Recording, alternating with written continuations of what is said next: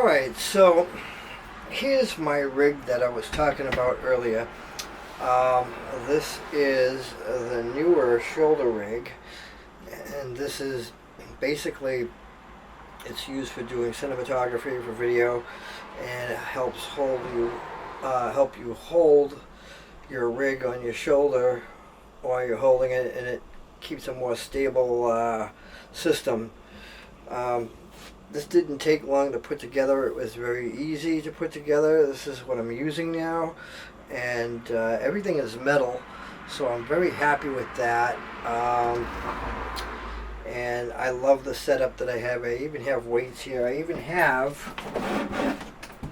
an extra weight if I wanted to put on here and get some more weight on this end to counteract this. Right now I would only need one, but when I put the Atomos Ninja on here and then the battery system that I connect this to, then I would probably screw this in, this extra weight. It has a weight right now. I could take this off if I wanted to, pull it out and have no weight, but I like it with the weight because it balances it out. So this is pretty damn good. I'm very happy with it. The price is unbelievable. You can get this rig without this for about $79. I think the weights are extra. I think the weights are maybe $30 for the weights.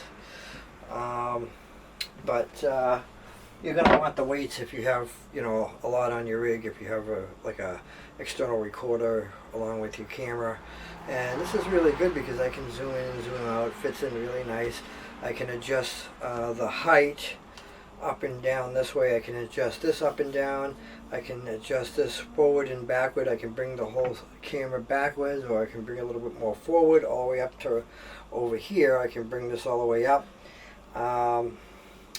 I pretty much wouldn't want to do that. I kind of like it the way it is. I love the quick release system. It has a quick release. You turn this knob over here, and this can slide, and you can just basically pull it off and then put it back on.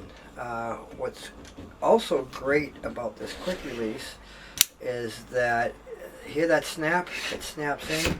It won't fall off your camera if you didn't tighten it down.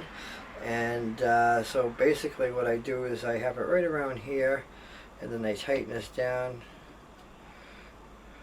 right over here. Put that right in there like that. That's good to go. And pretty much this system right here is too heavy for this tripod, but I'm using it right now. But normally I wouldn't use this particular tripod if I was going to put it on there, and that's what I have it on, because on the bottom it has a fitting for your tripod. It has two of them, one for the big screw, one for the small screw. See how the screws over here? This is for the big one. The other one's 3/8. I forget what this is size. I think it's like ½ inch maybe. So yeah, this everything on here is metal, with the exception to this shoulder rest, which is a soft rubbery like foam. It's kind of hard. It's not flimsy, but it's nice and soft enough to lay on your shoulder without hurting you after a long period of time. These are extra rods over here. You could take these rods out, and you could put some other rods in here, make it even longer. And the only thing that's kind of plasticky or rubber, is the hand grips, which makes sense that, it's got a nice grip to it. So, yeah, that's, but other than that, this is great. This works good. This is great for sun flares, so if you're outside, you don't get a washed out image from the sun flares. And I even use this when I'm indoors. It doesn't matter. So, to get this thing to show you what it looks like while it's off the tripod, we can remove this here like this, and this is how it would look. You take this and you move it around and pan up and down like this, and this is very solid. It's very, very, very good. It's very versatile. I like the way it feels, and it's very easy to use. So yeah, so The only thing that I have really for a con, because there's pros and cons on everything, is that they made these fittings. Underneath is steel, but the screws are steel, but these fittings are plastic. Over here, they're steel on the rest of everything. The only thing is for this unit right here, they made it out of plastic, and that's the only con. And why did they do that? I have no idea, because they could have just used these and put it here.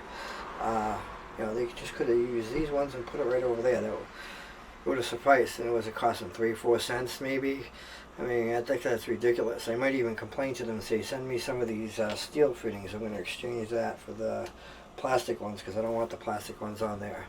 But other than that's the only gripe. It's worth $120. It's a steel. If you want some really stable images while you're recording video, this is the thing that will do it. I was able to do it. I got some sample video for you to see. I was zoomed all the way in at 135 millimeters with this. This is the 18-135, and I zoomed it all the way in as far as it go, and I held that pretty stable. It's pretty impressive. You're going to get to see how that is. So hope you like this video. If you like this video, click on the thumbs up. If you don't like it, click on the thumbs down. But if you want to subscribe, go ahead and subscribe, and hope this was helpful. And go ahead and enjoy the rest of the footage that I'm going to show you to see this in action. The rig, if I decide that I'm going to zoom in on something, this is at 135 millimeters. I can zoom in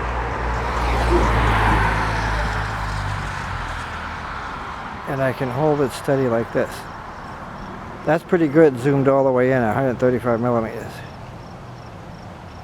That's pretty smooth movement right there. And this is how far this is away. Like this, almost all on the frame. I could do this and hold it pretty steady. Whereas if I held this without the stabilizer, it would be all over the place like that. So it would be bouncing, and I'd be struggling to keep it at that one spot, but I'm not having it. 135 millimeters, that's pretty good. This is way out. So this is very, very, very stable. Nice pans. Nice nice turning.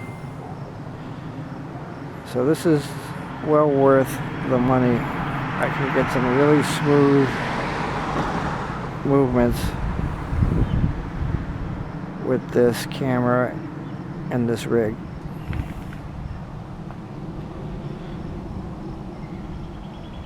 Not bad at all. And that was even while I was walking.